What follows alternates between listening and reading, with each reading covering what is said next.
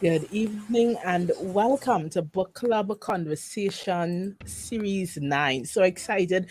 We're here once again to be chatting, talking, and everything else in between.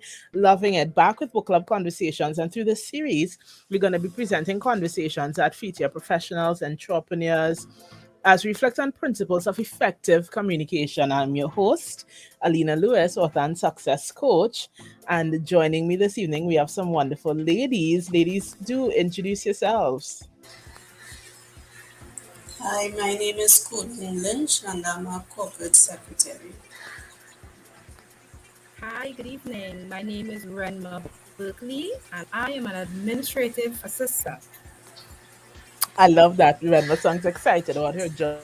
Listen, that's how we all need to be sounding about our jobs. Ladies, tell me, as we get into the book, we're talking about communication, principles of communication, and the first chapter talks about listening. I know it was interesting. We said before you even think about responding to other people, you need to sharpen your listening skills because listening, according to the author, is so much more. It's a way of providing someone else a chance to share their thoughts and ideas, to build emotional intimacy, and to show empathy. And of course, this is the way the author opened the chapter about listening, and we're talking about Ian Tuhovsky. And I want to ask, even as you read the chapter about listening, what were the thoughts that came to your mind? But I'll go first. Sure. For me, when I got the book, I got invited and we were talking about communication. I was very excited because improving my communication is something, I'm really interested in. And I was so blown away when I read chapter 1 was about listening. I'm like, you didn't think that would be the first thing they would talk about. So I was really blown away. And for me, that comment where they said, poor communicators think that listening is merely the act of waiting for the other person to finish speaking while mentally composing their response. And I was like, do I do that? Is this how I listen to people? So it really made me pull back and start to, replay different conversations at different points in time. And I started to question myself, do I really listen? Or is it just I'm just waiting for these people to finish, say what I have to say so I could jump in? So that really stood out to me in the beginning. And I think most of us are, should I say, guilty of that, Mm. where I'm sure if it is were to take inventory and to be honest in taking that inventory, we would realize that sometimes we go as far as tuning people out, where it's almost as though we don't want to hear we don't want to hear. We stop listening to what they have to say because we're so busy trying to remember this is how I'm going to rebut or this is what I want to say, that it's almost as though we're tuning out exactly what they're communicating to us simply because we are waiting to be able to respond. So you're quite right, Wenma. So many of us do that. Colleen, tell me though, what would have stood out to you even as you read through this first chapter on listening? I totally agree with you all. In reading this chapter, the first thing that stood out is there were so many um, parts to listening within the book. You hear about listening. Yes, I'm listening, but you never thought about um, not interrupting someone because in a basic conversation you would be replaying in your mind. Yes, you're listening to the person, but you already contemplating what you have to say to the person rather than listening to what they have to say. So sometimes when you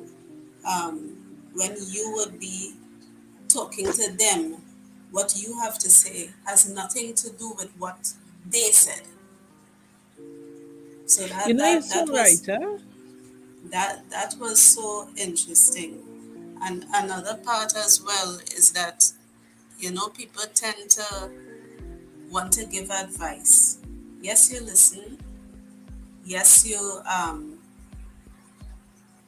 hear what the person is saying, but then again, you always want to say, okay, for instance, if someone has the flu, a coughing and a sneezing, so the first thing you want to come out and say is that, take some vitamin C and drink lots of liquid, drink some Zabapitna, that kind of thing. But the author here is saying, try not to give advice unless it's solicited. So those are the two things that stood out to me in this chapter. But I tell you, I do want to question the context of that bit of advice a little bit, and let me be devil's advocate here, because I think that part of it depends on relationship. So, is for instance, it is though if I'm talking to grandma and she's saying, "Oh my gosh, girl, I have such a headache." Now, I'm just making up a hypothetical example, yeah? Maybe grandma is so fed up of her headache, she's not thinking about it. She's just saying, I'm just gonna lie down and just take this headache until it goes away. And then maybe I could have thought about something that grandma didn't know was possible. Sometimes people don't know things are possible, and so they don't know to ask for an opinion or ask for a recommendation, because in their mind it's like maybe a doom. And I could probably be like, hey, have you ever heard of this? Something you could think about. So I want to be devil's advocate and a little bit and say I see great value in what the author is saying with that point, in that you don't want to be shoving your opinions down people's throat. You don't want to be shoving your recommendations at them. But I do believe, and of course, I would love to hear your thoughts on it. I do believe that based on the type of relationship you have and with whom you're speaking, it leaves the door open for making a suggestion. But then it's up to the person whether they want to take it, receive it, whether they want to act on it, not act on it. And you can't be mad if they don't act on it.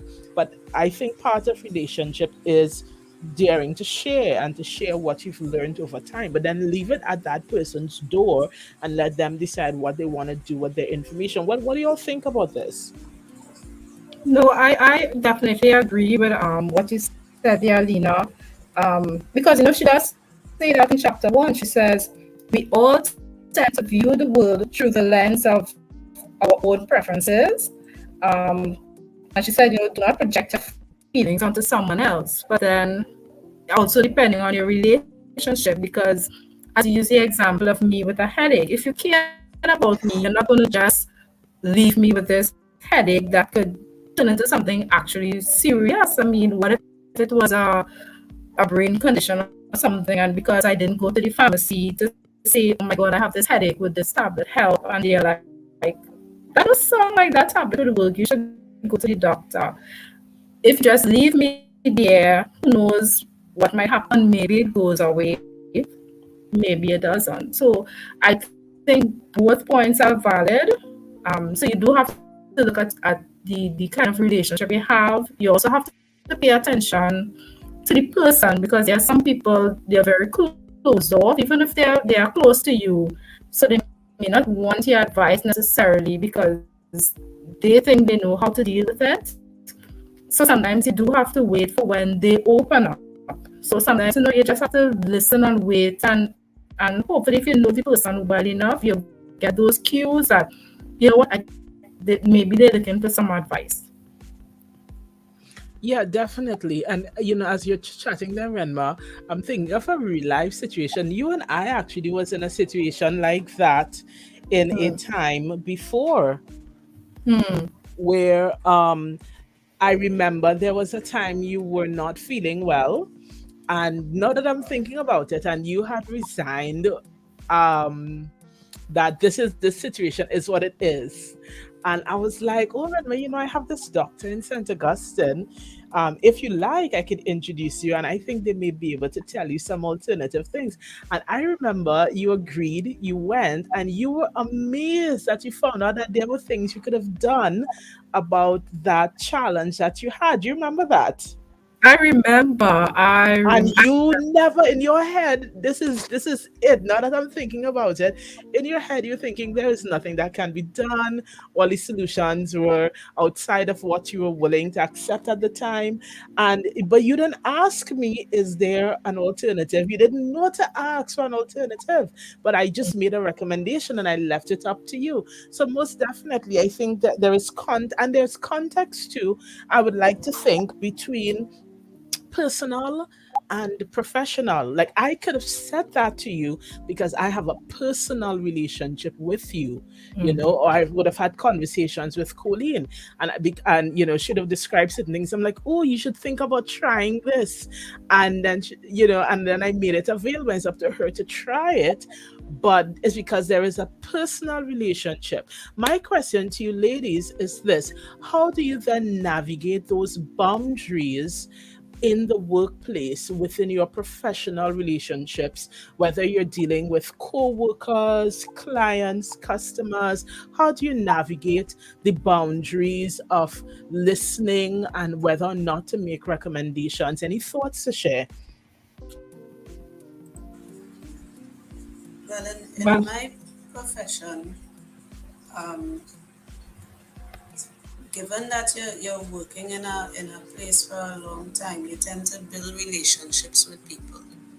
So again, I agree with Renma with what she said previously in that um, you have to listen to the person and gauge exactly what they're saying or try to interpret exactly where they're coming from. Because a basic example, in a professional relationship, you would say, "Hi, good morning, how are you doing today?" But on the other hand, the person you are asking might be having a terrible day, but you as a professional, you're trying to be polite. You don't really want to hear what the other person is saying, right? But again, to me, it, it is a matter of you knowing the type of relationship you have with the other person, whether it's really professional or if your relationship has gone to the other level of being close friends.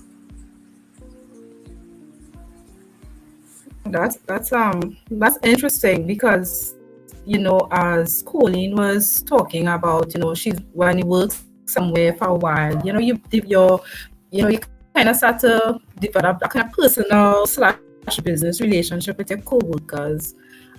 And I did hear a quote that says people do business with people they have relationship with. But for me, when it comes to that navigating that professional landscape, I usually would ask a question.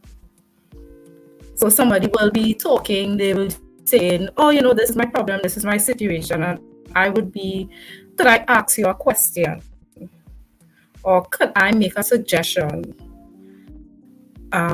Even if I jump out with something, because what they're talking about, I have some knowledge, I have information, I have experience on it. So in my excitement to offer a solution, I might just jump out. I usually end it with, like, that is my opinion.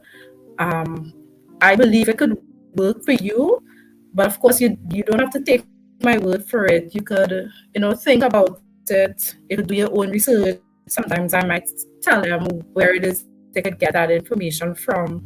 So for me, that's how I navigate that listening skills in the professional realm. Yeah, I would say as well, this is where policies and protocols also come in, where in the business environment, we're not just guided by how we feel and our opinions on how things should be, but rather company guidelines, policy, protocols. These are things that guide us to know how to respond, what type of information to give, what tone to have. So, even as simple as it is, effective communication with clients, customers. That's not about what mood the person woke up with that morning, and depending on that mood tells you what kind of day you're going to have with everybody else.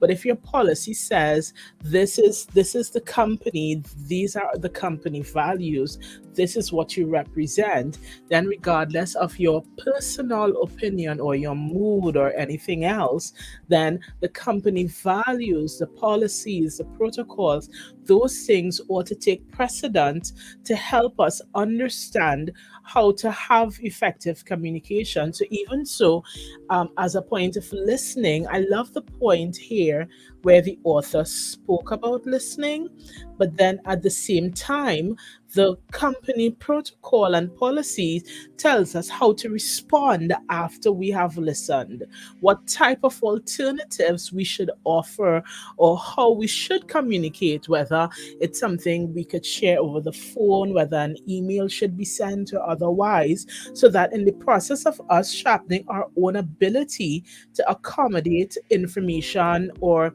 different situations that arise from co-workers, clients, whatever, that we're then able to combine those with protocols and procedures established by our organization to make sure we're always in alignment and doing things correctly. Yeah? Yeah, I agree with that as well. Those policies and those protocols are really um, a helpful guideline. Um, as I said, it doesn't matter what mood you woke up in, or the client woke up in, or the co-worker woke up in. You have these guidelines that help you through. Um, Yeah. so that's Yes, important I as well. agree. Yes.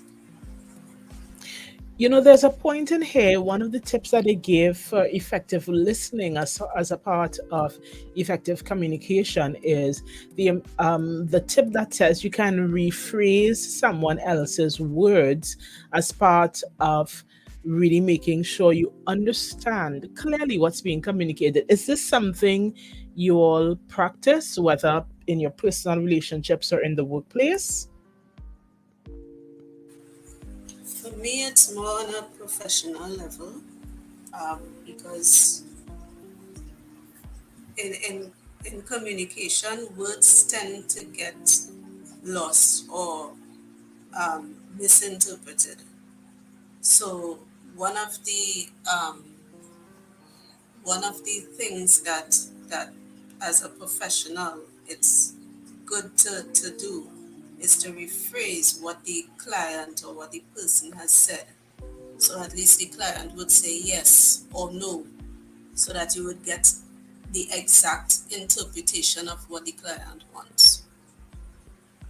Question though, you say more professional, not personal. Why maybe in your view it would be for more professional? Do you think it's not applicable in a personal relationship sort of a setting? I tend to agree with the author here. You don't want to sound like a parrot. I mean, you, me, Renma, we having a personal relationship, personal interaction, conversations.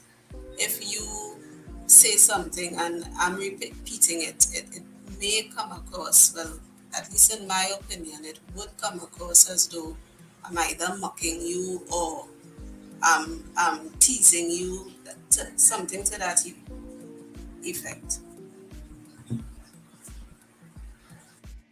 Interesting. I think with the parroting that it talked about, though, I didn't quite receive it in that way, but I received it as when they talk about rephrasing. I think for me, what I received from the author is that he was saying, don't just repeat verbatim as though you're mocking somebody, but rather when you hear somebody share something with you, say it back to them in your own words based on how you think you understand it. to make sure what you understand is what they meant to communicate. Because far so often, I think in any context, we hear through the lens of our own perspectives based on our own life experiences. Yeah. And so, I mean, I've had so many instances where whether I'm the communicator or someone else is communicating with me, and what was said and what was understood was completely different. And I would be like, wow, that is totally not what I meant. And it's because people, we really interpret things based on our own life experiences. So sometimes, I have experience where I could say something, and what I said and what the person understood with those words were so completely different that the paraphrasing, no matter what the context, um, it did help, you know? Ren, what are your views on this? Um, you were talking about that, and I remembered years ago I was doing a course and I missed some of the teaching. So I asked a girl for her notes, and when she handed it to me, she said, I didn't write what the person said exactly. I wrote my interpretation of what they said. And I was like, the way she thinks and views the world and the way I think and view the world are like completely opposite. I don't think I could really use her notes. But I realize that happens a lot. Just as you said, Alina, you say something, but the way the other person interprets it, and they make decisions and they do actions and they respond, sometimes not even to the understanding of it, but the way they interpret it. So that really, really stood out to me. So she gave the author gave the example in the book. When you rephrase it, it wasn't word for word, but you were kind of like breaking down what they understood from what the other person said. So that's something we really just have to be very careful about. Body language, in so many instances, forms a large part of active listening, where when we're seeing each other, we're able to use our body language to help engage the conversation a bit more. And I wanted to ask, in a COVID recovery world where so much of our communication is no longer through face to face interactions and so on, are there any particular tips or strategies, approaches that you use for having healthy, engaging, effective conversations, whether on the phone, in writing, or otherwise, seeing that a lot of our business interactions are no longer face to face? For me, um, I don't remember where I heard it, but I heard someone say when you speak on the phone, have a smile on your face because it could be heard over the phone. So I always try to implement that because you don't want to sound hostile, especially in a business situation, even if you're dealing with a client who may be dissatisfied or unhappy or disgruntled for whatever reason. Um, you being grumpy and them being grumpy is not a good combination.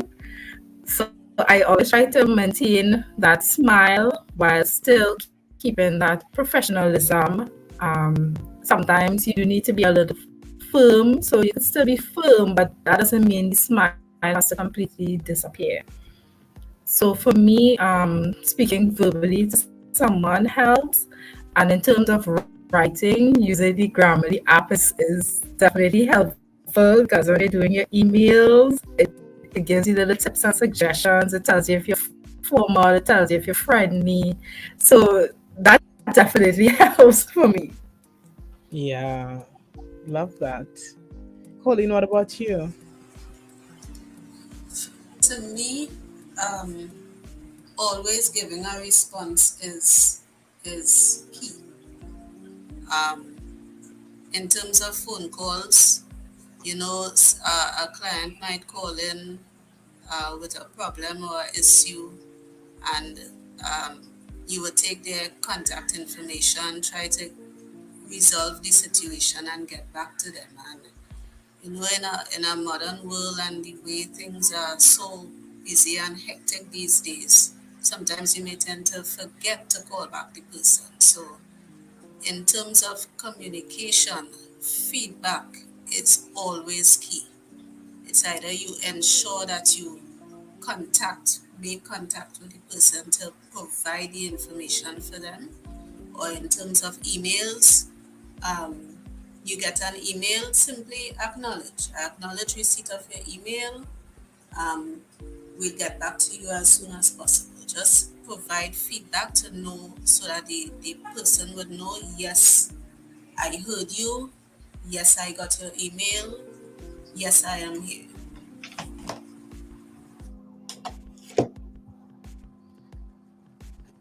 I absolutely love that.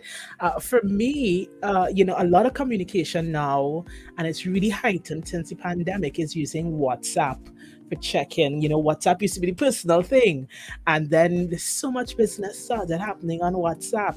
One of the trends that I noticed, and I too have adapted, is the use of the emoticons.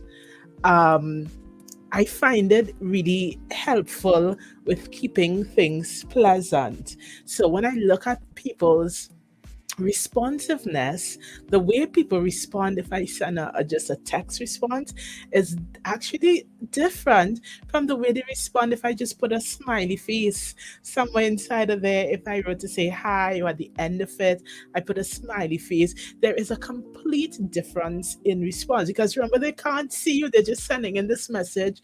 They want the update. The mobile apps really provide a quick and efficient way to get quick updates out to people, but it's so impersonal on a lot of levels. And so I found, sorry, something as simple as a smiley face goes a long way to helping people be at ease, especially when they're making a query.